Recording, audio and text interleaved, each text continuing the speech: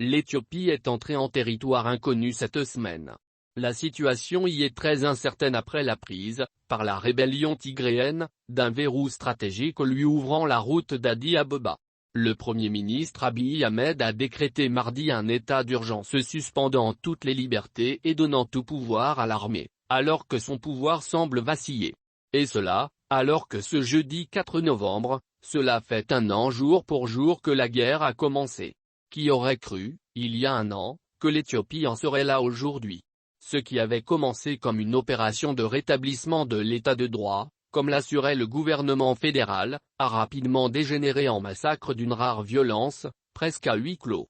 Et désormais la capitale fédérale, Addis Abeba, se trouve sous la menace d'une prise de contrôle par les rebelles tigréens et leurs alliés de l'armée de libération Oromo, OLA, qui combattent le Premier ministre Abiy Ahmed. Deux projets pour l'Éthiopie. L'explication est peut-être à trouver du côté de la nature du pays lui-même. Depuis un an, en Éthiopie, les belligérants ont en effet livré une guerre d'une brutalité extrême, si l'on en croit l'ONU et la Commission éthiopienne des droits de l'homme, non pas seulement pour le contrôle de l'immense territoire éthiopien, mais bien pour l'identité même de l'État. Ce sont deux projets qui se sont affrontés les armes à la main. Des membres d'une milice Amhara près de la frontière du Tigré, le 14 juillet 2021. Des membres d'une milice Amhara près de la frontière du Tigré, le 14 juillet 2021.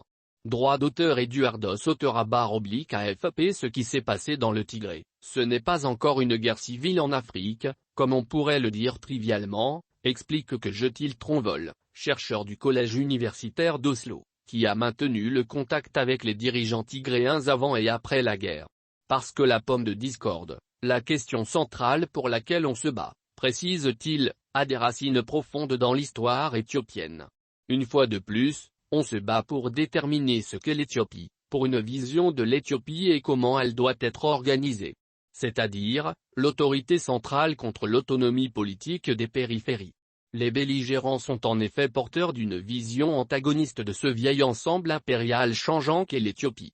D'un côté, les Tigréens, dont la base est travaillée par l'idée d'indépendance, formulent une revendication autonomiste, nationale, depuis qu'ils ont été chassés du pouvoir fédéral en 2018. Et de l'autre, depuis Addis Abeba, s'affirme le projet supranational, centralisateur, du gouvernement fédéral et de ses alliés régionaux, notamment les nationalistes Amhara qui veulent affirmer leur prééminence dans les affaires du pays après des années de marginalisation, lorsque les Tigréens exerçaient le pouvoir d'une main de fer. L'exaltation mégalomane d'Abiy Ahmed. Le Premier ministre éthiopien Abiy Ahmed lors d'un meeting électoral le 16 juin 2021. Le Premier ministre éthiopien Abiy Ahmed lors d'un meeting électoral le 16 juin 2021. Droit d'auteur Eduardos _AFP. Cependant, ce projet est piloté par Abiy Ahmed, un homme qui, lui, a une vision plus personnelle de cette guerre, si l'on en croit de nombreux observateurs de l'Éthiopie. Je crois que son projet est messianique, explique par exemple Eloi Fiquet, de l'École des hautes études en sciences sociales, faisant écho à de nombreux collègues. Il croit en son destin et pense qu'il est guidé par la providence divine, continue-t-il. Les épreuves, il les voit comme des épreuves envoyées par Dieu, qui une fois surmontées révéleront une Éthiopie grandiose. Je crois qu'on ne peut plus vraiment parler de projet politique, mais d'une exaltation mégalomane. Dans l'université comme dans des chancelleries, il semble que beaucoup ont compris un peu tard, et un peu médusés, quel était le vrai projet du prix Nobel de la paix 2019, lorsqu'il s'est réconcilié avec le frère ennemi érythréen. En finir avec l'arrogante impunité de leur ennemi commun, les anciens maîtres du pays, le leadership du TPLF, le parti tigréen qui s'était alors retranché dans sa province et était accusé de fomenter la division et de chercher à déstabiliser le pays pour survivre. Résultat, une année d'une violence inouïe pour les populations civiles tigréennes et Amhara, ainsi que pour les réfugiés érythréens, prisonniers des règlements de compte ethniques et d'une famine organisée. Et en juin, après que des rebelles plus nombreux, comptant les nouvelles recrues fuyant les massacres commis dans les villes reprises par le gouvernement, sont descendus des montagnes pour reprendre leur capitale Mekelle, l'armée fédérale éthiopienne s'est effondrée. Avant même le déclenchement du conflit, explique Eloi Fiquet, le gouvernement éthiopien a mené une politique de division de l'armée, en soutenant le renfort de forces spéciales régionales et ne s'opposant pas à la formation de milices. Or dans le conflit actuel, ce sont ces dernières qui sont à l'œuvre. Mais comme elles sont composées d'extrémistes fanatisés, l'armée, ayant une position d'équilibre à l'échelle nationale, a été affaiblie de l'intérieur dans sa capacité de commandement et de coordination.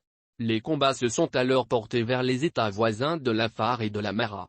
C'est ainsi que, ces derniers jours, la prise du verrou stratégique de Dessie et Kombolcha, puis la jonction des Tigréens avec la rébellion Oromo de Lola, ont finalement ouvert la route de la capitale. Après Addis Abeba, l'OTPLF visera Asmara. Quel bilan tirer de ce désastre, après 12 mois d'enfer? D'abord que la guerre ne s'arrêterait pas avec la prise d'Addis Abeba, souligne que Jethil Tronvol. Exprimant le point de vue des dirigeants du TPLF, il rappelle que ces derniers ont dit et répété que, cette fois, le dictateur érythréen Isséas Afwerki serait tenu pour responsable des atrocités commises dans le Tigré sous ses ordres. Si l'on traduit cela en termes plus simples, résume-t-il, cela veut dire que la guerre continuera jusqu'à ce qu'Isséas Afwerki soit renversé à Asmara. Eloi Fiquet nuance, toutefois, c'est la grande inconnue, concède-t-il seulement. Isséas Afwerki, président de l'Érythrée. Quoi qu'il en soit, les deux universitaires estiment que la diplomatie est hors jeu à ce stade. Un an après son déclenchement, la guerre civile en Éthiopie semble arriver à un point de bifurcation, un nœud gordien que seules les armes peuvent trancher.